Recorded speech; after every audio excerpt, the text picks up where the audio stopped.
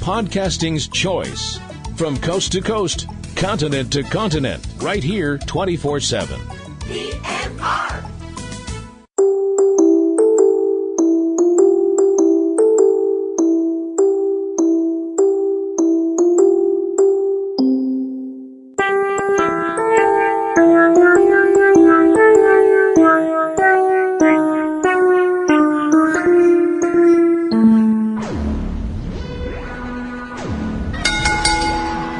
Now entering the PNRNetworks arena, coming down the aisle from Revere, Massachusetts, weighing in at absolutely none of your business.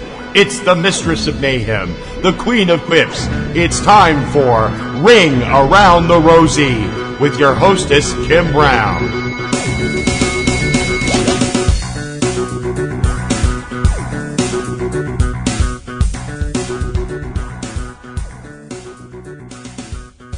Hey everybody, welcome back to another episode of Ring Around the Rosie. I'm your host, Kim Brown, aka Platinum Rose Lady, speaking to you on Wednesday, October 24th, 2018.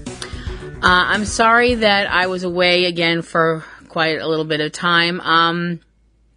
Long story short, I got sick and it didn't work out very well for a while. I sounded terrible. I didn't have a voice. I was coughing really terribly hard. And wound up going to the doctor and wound up going to the hospital, then wound up going to my doctor, wound up taking a shit ton of, medicine, drugs, pills, whatever you want to say, including an inhaler. Shout out to all the people out there who have asthma and have to deal with an inhaler on a daily basis, because I don't know how the fuck you guys do it. I have so much respect for you, because those things are a fucking nightmare, man. I mean, I had to use, I don't have asthma, but I'm saying, like, I had to use this inhaler. The doctor's like, oh, you use it when you're coughing a lot and it'll help you feel better. I'm like, okay. So I'm sorry. I thought I was a pretty intelligent person. Then I had to use an inhaler. I'm like, fuck, this thing's a fucking pain. How do you, I sprayed myself in the eye. You know, it's fucking ridiculous, you know. But I'm doing better now. So, and my guy got sick. So we're both like, kind of like recovering from, you know, severe colds and shit. So, you know, but I'm better. I have a voice. I can talk in the microphone again and not sound like I swallowed a squeaky toy. So let's get going. Obviously the thing that we have to talk about is something that, I really didn't want to talk about. I mean, I didn't want to talk about. I didn't word that right. It's something that I wish I never had to talk about, because I wish it didn't happen, because it's just breaking my heart in half. This week's Monday Night Raw started with Universal Champion Roman Reigns coming down to the ring in his street clothes with the belt over his shoulder, and there was obviously something something felt wrong. And Roman got in the ring and addressed the crowd and the people at home watching, and explained some things that, first of all, that we didn't know about Roman from quite a while ago. 11 years ago, Roman Reigns sorry, this is turning out to be a little harder than I thought it was going to be. Joe Anoa'i was diagnosed 11 years ago with leukemia, and he beat it, which is really kind of not surprising when you see the kind of person that he is, and obviously is the type of guy that can, you know, power through stuff and is pretty much going to be like, disease, fuck you, I'm going to kick your ass. He didn't make that part of who he was when he started in the WWE, as, you know, when he became Roman Reigns, and, you know, they didn't put it in packages that he was a cancer survivor and things like that, because that's not who he wanted to be, you know, and you have to respect that, I think, and you have to respect what the man wanted for privacy and stuff like that. He revealed Monday night that the leukemia had returned. And because of that, he was relinquishing the WWE Championship, and he was going to be leaving wrestling for a while to combat this disease. And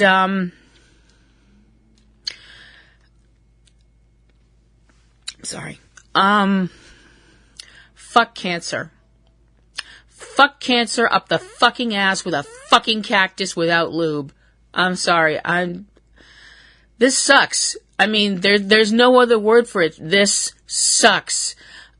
Because I am a fan of Roman Reigns, and that's not, and I know some people are like, oh, well, you're just a fan of his because he's hot and sexy and stuff like that. No, I'm a fan of his because I think he's a good athlete.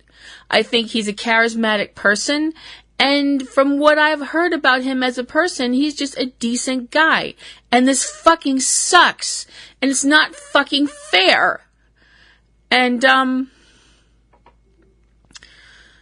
I know a lot of people out there have been sending tweets around saying, thank you, Roman, hashtag thank you, Roman, which is something, I added onto that myself, and so did my guy and stuff like that. And that's coming from the bottom of a lot of our hearts. Thank you, Roman. Thank you for what you have given people over the years. You are an amazing athlete, and you are a really good guy. And you're going to beat this. Because that's what you do. You go up against the biggest and the baddest and you bust their ass. And you're going to do this. You are going to beat this again, and you're going to come back, and you're going to be stronger, and you're going to be better than ever. I have nothing but love in my heart for you and your family. I can't even imagine what this is doing to your wife or your children. To them, I wish all of the love and respect and strength.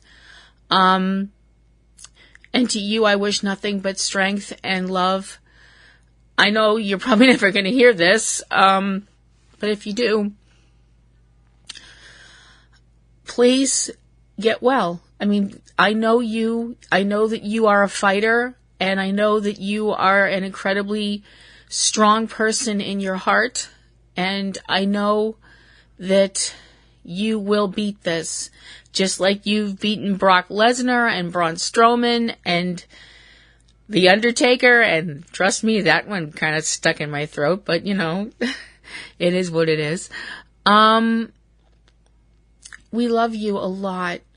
We really love you a lot, and we want you to beat this, and we know that you will beat this, and we know that you will come back. And when you come back, the cheers are going to bring the rafters down because you deserve them. You've always deserved them. And I don't really know what else to say except, this sucks. And,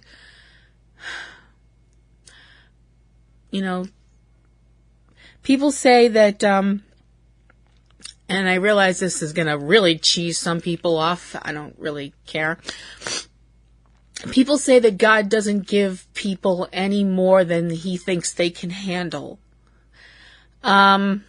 So apparently God has a lot of faith in you, Roman, because I know you'll handle this. Be strong, big dog.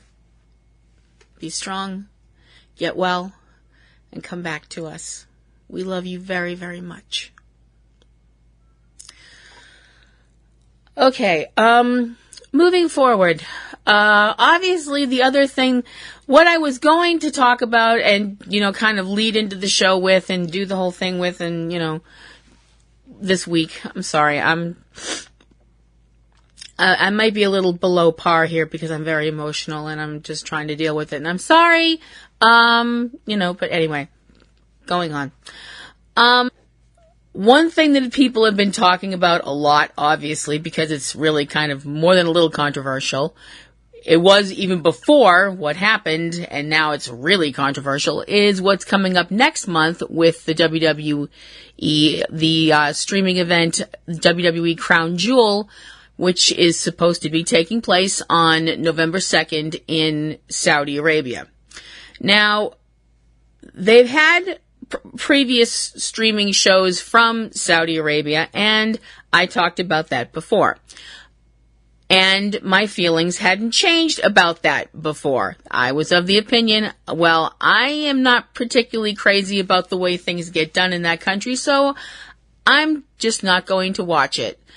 WWE tried to up the ante with this by, announcing that, Shawn Michaels was going to be coming back to team up with Hunter, for reunion of Degeneration X going against the Brothers of Destruction, The Undertaker and Kane. The thing is, now stuff has gotten even worse for the WWE with the fact that there is this enormous controversy about the fact that a journalist, Jamal Khashoggi, was killed at the hands of people from Saudi Arabia, agents of Saudi Arabia. I don't really know it.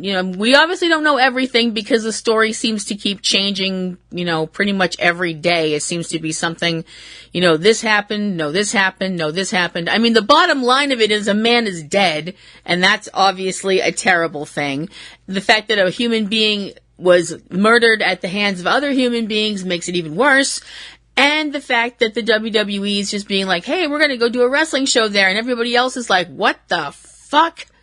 A lot of people have been saying, you guys need to pull the plug on this. If not completely get out of doing this in Saudi Arabia, go somewhere else. I mean, some people seem to be of the opinion they could have this on a raft in the middle of the ocean. It would be better than doing this right now because the political climate being what it is, like I mentioned before, I mean, a lot of people were pissed off about the fact that they were going to be doing this pay-per-view and I shouldn't call it a pay-per-view, this event in Saudi Arabia because, the Saudi Arabian, the country of Saudi Arabia has a lot of issues that other people in other parts of the world look at and go, the way they do things, they go, hey, wait, that's not cool. The way that they treat women in their country, the way that they treat people who are gay in their country, and, so on and so forth. And the thing is, my whole thing is, when you're in another person's country, you have to follow their rules. That's makes sense, but let's be honest, there are some things that, there are certain places that people are like, no, I don't want to go there because I don't like the way they do stuff. I'm not going to say what other places because I don't want this to be a political show. That's not my thing. That's not my bag. There are 900 other political shows out there you can listen to if you want to get into that sort of thing because I'm just a little dip that has a wrestling podcast and I am not smart enough to talk politics. Because people start talking politics around me and I start singing show tunes in my head because I just can't deal. But now with this whole thing with this journalist, Mr. Khashoggi, being killed, now everybody's like, oh, hell no, Vince, you need to get out of there right now. This is going to be a complete shitstorm. Now, knowing Vince McMahon, I shouldn't say I know Vince McMahon because I don't, but knowing Vince's track record, when people tell Vince, don't do this, that's the fastest way to have the opposite thing happen. Case in point, certain match that happened quite a long time ago with Sean Waltman and Razor Ramon that certain people that I live with were not happy with, and the match went ahead and happened anyway. But anyway, that's just a little tiny drop in the bucket. Do I think that the WWE should not do this? I don't think they should have done it in the first place, but, nobody asked me, so, do I think it's too late for them to get out of it now? I don't know. I mean, logistically, I want to say yes, I think it might be, because I would think it would cost the WWE a shit ton of money. then there's the other side of things where you're looking at what the rest of the world is going to think of the WWE if they go ahead and do this. Let's face it. And I know that some people might be a little bit upset with the next thing I'm going to say, but, the fact is, let's face it, the rest of the world that is not involved with wrestling, that doesn't like wrestling, doesn't care about wrestling, however you want to word it, they tend to look down at wrestling. Let's be honest. We all know it. We've all been there as wrestling fans. We've all had that conversation or been talking about wrestling or something, and somebody gives you that look, like, I can't believe you like that, that look. Some of us ignore it. Some of us get in the face of the person and go, what? Step up, but this kind of a thing, this is going to make those people that think that wrestling is just a bunch of sleazy carnies. It's not going to help that reputation. I'll tell you that right now. I really don't know what's going to happen. In a perfect world, the WWE would say, okay, we've made up our mind, we're not doing this, we'll figure something else out. Of course, in a perfect world, they wouldn't have done this in the first place, but like I said, once again, nobody asked me. So, what do you guys think? I'd really like to know what you people think. Do you think that it's a case of the WWE's made their bed of nails, now they got a lie in it? Do you think they could find a way to get out of this? Do you think it's too late for them to get out of it, or what? I'd really like to know. I'd like to know what you think. PlatinumRoselle@yahoo.com. Send me your opinion, good, bad, or indifferent. I'd really like to get your opinion and know what you think. Okay, so we're gonna do some Raw and Smackdown results real quick. Simply because I'm still kind of reeling from Monday night, so I'm really sorry. Monday Night Raw came from the Dunkin' Donuts Center in Providence, Rhode Island, right down the road from us. Providence is a nice place. We've been there a few times. It's a nice place. As I mentioned, the show started with Roman Reigns and his announcement about having to step down and step away from the spotlight because he is going to be battling leukemia, and he is going to win because I believe that in my heart and I have faith. Following that, the rest of the card included Finn Balor going against Bobby Lashley. Bobby Lashley, who is now has Leo Rush in his corner. And apparently Bobby is turning heel, has turned heel. I'm not really sure.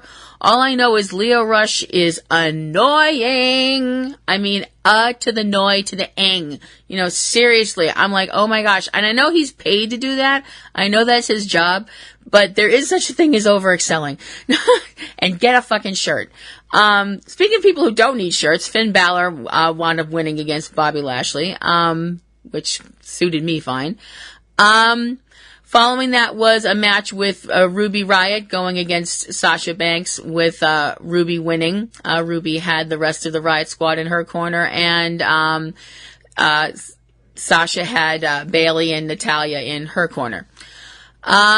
We had Degeneration X, at least part of Degeneration X, in the ring. Hunter Hearst Helmsley and Shawn Michaels, talking about the whole match with the Brothers of Destruction that will be at Crown Jewel.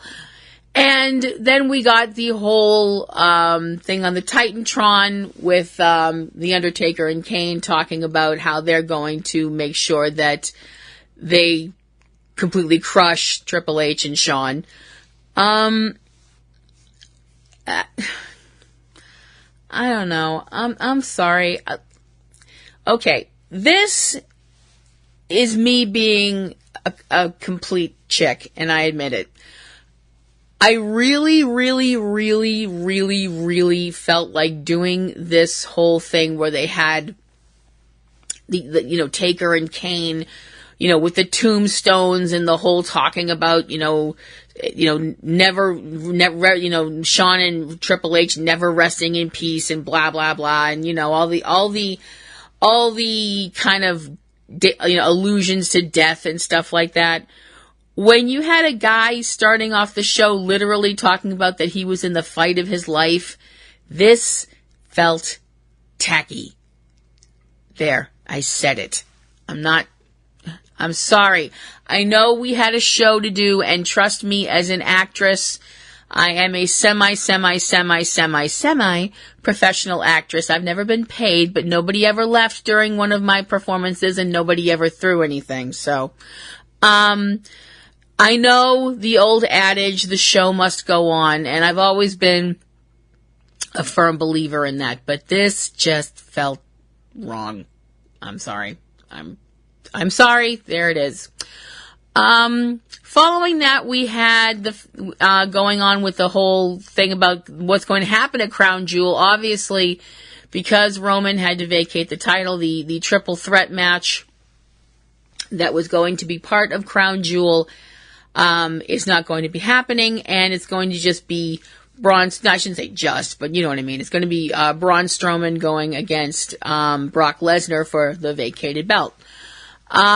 So apparently the whole thing about Braun Strowman being a heel is now, done, I guess. I don't know.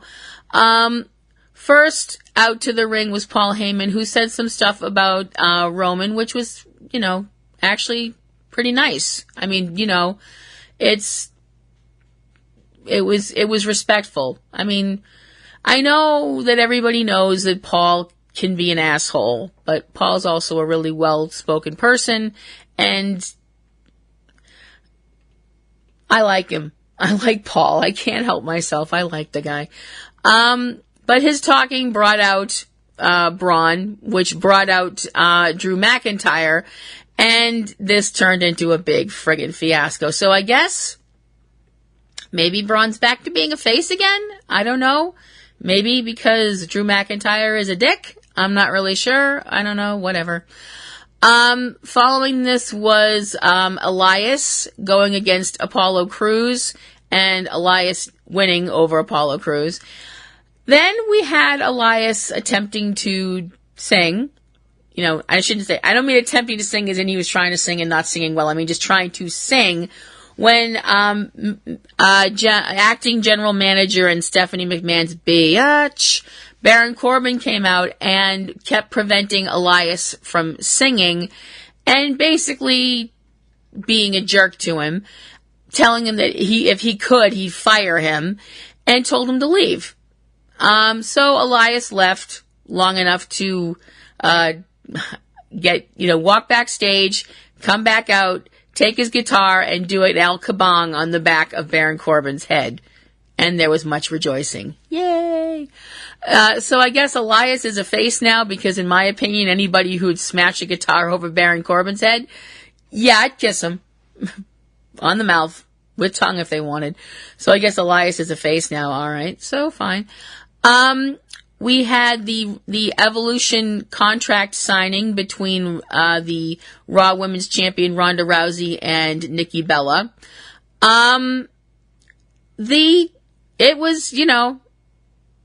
It was what it was. And a lot of yelling and a lot of slapping and stuff like that. With Ronda giving a message to Nikki, telling her she will end her this Sunday. Oh, please. Rhonda, if that happens, I will kiss you if you want me to, because you're awesome and you frighten me. And anybody who could take apart Nikki Bella would deserve all of the love and affection in the world.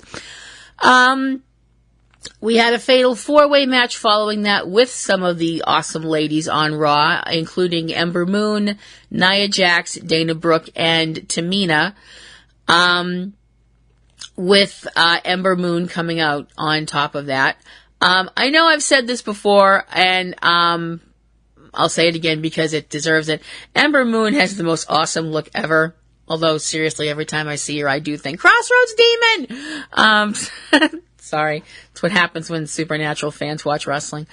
Titus O'Neil came out on the stage, introducing 6 ladies who are breast cancer survivors, And they were all presented with belts, which was awesome because, as I mentioned before, fuck cancer. And following that was the main event of the evening, with Seth Rollins and Dean Ambrose going against Dolph Ziggler and Drew McIntyre for the Tag Team Championship. I didn't bring it up before because I'm gonna calm down. I will calm down eventually. I'm sorry, I'm a wicked emotional person sometimes. I thought I could actually hold it together for the most part during what happened with Roman early on in the show. The thing that finally had me completely break down crying was Roman walking back up the ramp and hugging Seth and Dean. And I swear to God, it looked like Seth Rollins had been crying all day. He just looked completely wrecked. And Dean looked... I don't know what you describe the look on Dean's face. It was like he was, other than shock, other than completely like, why the fuck is this happening to one of my best friends, So we had we had Dean and Seth going out there determined to win the belts. And, they wound up winning the belts, with a little help from Braun Strowman because he came out and, beat on Drew McIntyre for what happened earlier in the show.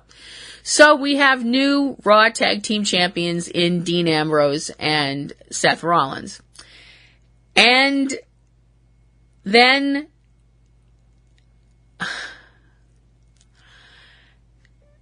they're celebrating. They've done what they said they were going to do. They were going to win the belts for Roman because because they're the Shield and they're brothers.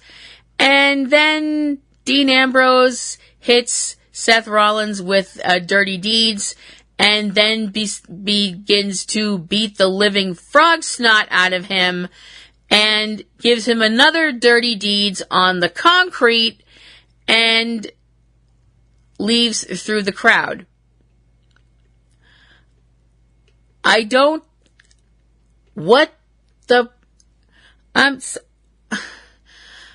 I'm sorry, this happened 2 days ago, and I'm still like, what the actual fucking fuck?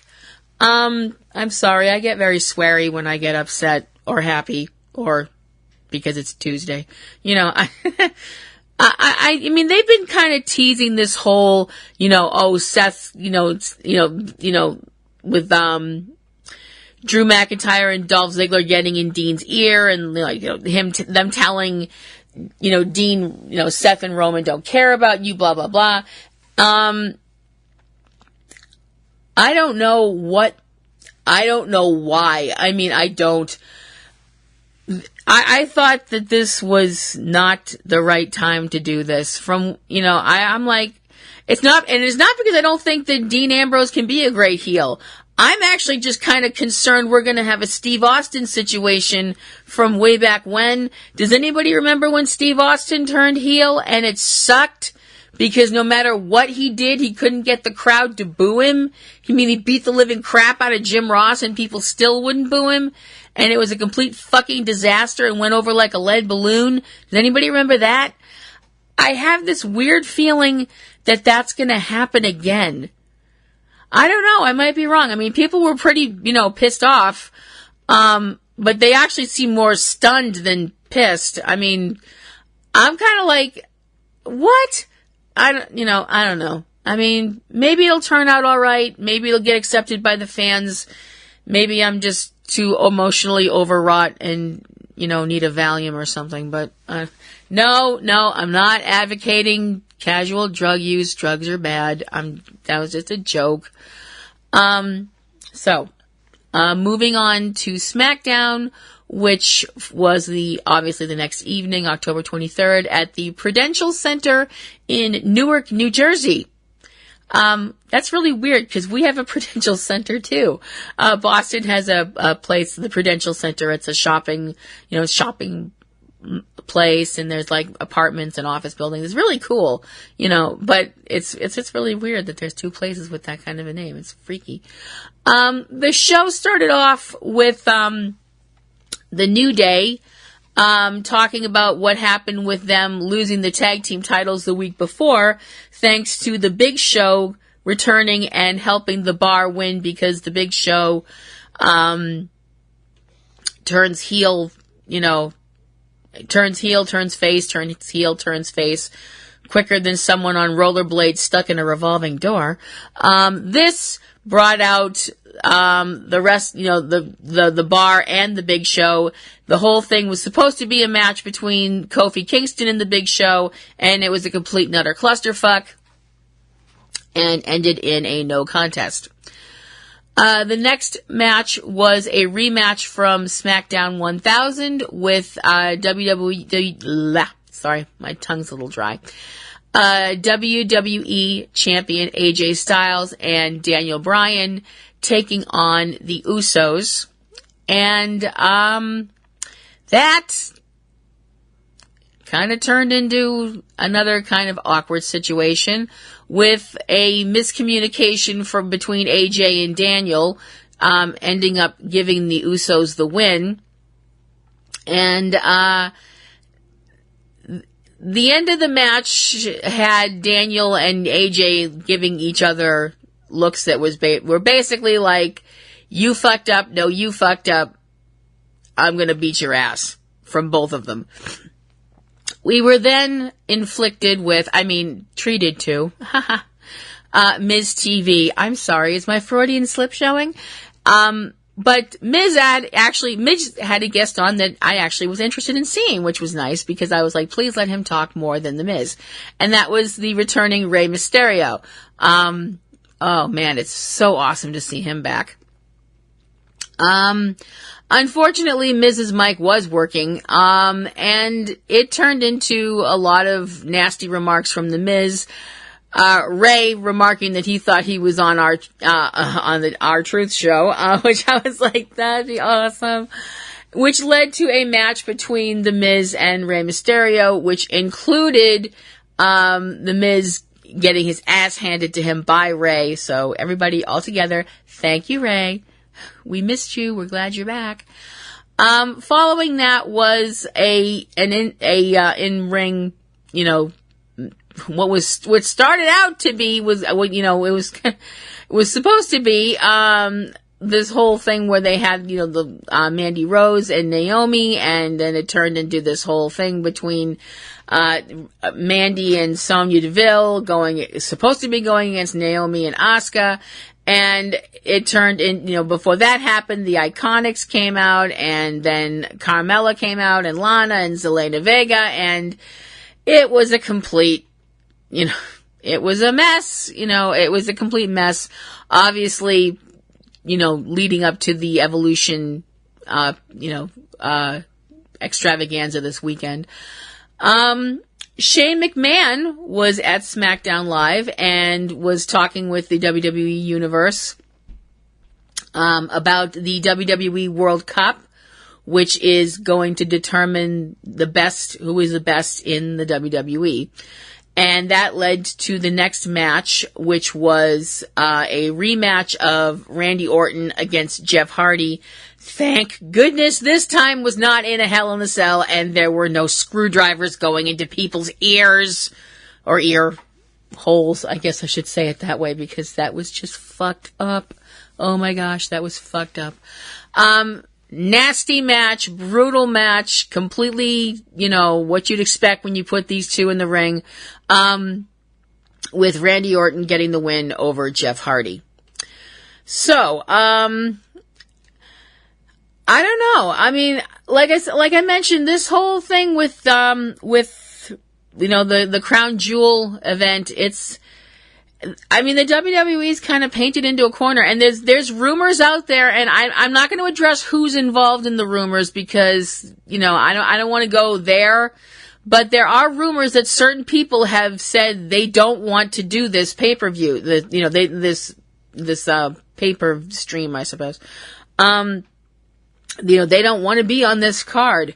And safety reasons, I don't know. Philosophical reasons, not really sure. Like I said, I would rather not go into who those people are because I can't confirm that those rumors are true. So there's that. If you guys have any questions or comments or queries that you'd like to send my way, please do at platinumroselle@yahoo.com. Just tell me what you think of the show, what you're thinking of wrestling right now, what you're thinking about anything. I'd love to hear from you guys. If you would like to take a gander at the other shows that I am involved with, along with my dear, sweet, long-suffering husband who has to put up with my psychotic ass, he's a really great guy because, honest to goodness, I really put him through the ringer sometimes. I have another show that's a solo show of mine. It's Platinum Rose's Garden at platinumrosesgarden.com. I am a fan of the TV show Supernatural, and I do episode recaps and talk about the show and the fans and stuff like that. And it's I hope you guys will check it out if you're a fan of Supernatural, or if you know somebody who is, you can tell them about it too. TC and I have a bunch of shows that we do together, including Subject Cinema, which is our movie podcast that we've been doing for 10 years plus. Holy crap. We have another show called Front Row 5 and 10, which is our list show. It's a lot of fun. I hope you'll check both of those out. He has some solo shows as well because he has a lot to say, because he's super smart and awesome. TC has Catastrophe Vortex, which is his look at disaster movies, because he's a disaster movie junkie. Don't ask me why, but he is. And he also has 2 mini shows, 3 Minute Weekend and Tuesday Digidex, which are shows that he does so you can look at movies that are coming out and figure out where you want to spend your money at the theater or buying DVDs or on pay-per-view or whatever. And there are other members of our little family as well, including Cavebabble, which is Eric and Valerie Lyon and their family. There's Aunt B's Nerd Grotto over on YouTube. That's our friend Anthony. He's a really terrific dude. And all of us together did our own dramatic reading of a script that TC wrote. It was called Manhattan Hammerdown As It Happened. It's looking at the events of New York when something very big and extremely pissed off came out of New York Harbor. It was done in conjunction with the 10-year anniversary of the film Cloverfield. It's a real labor of love, so go look up Manhattan Hammerdown As It Happened and take a listen to our take on this, and hopefully you'll like it as well. And that's going to do it for another week here on Ring Around the Rosie. My name is Kim Brown, a.k.a. Platinum Rose Lady. Signing off for another week. Roman, we love you. Kick cancer in the ass, man.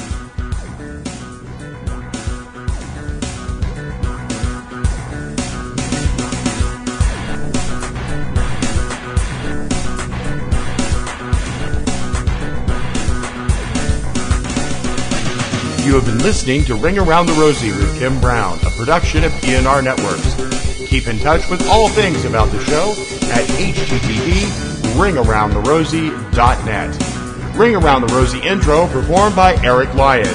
Ring Around the Rosie theme by Digital Juice. Join Kim for a new Ring Around the Rosie every Wednesday. Ring Around the Rosie is copyright 2018 PNRNetworks, Boston, Massachusetts, USA.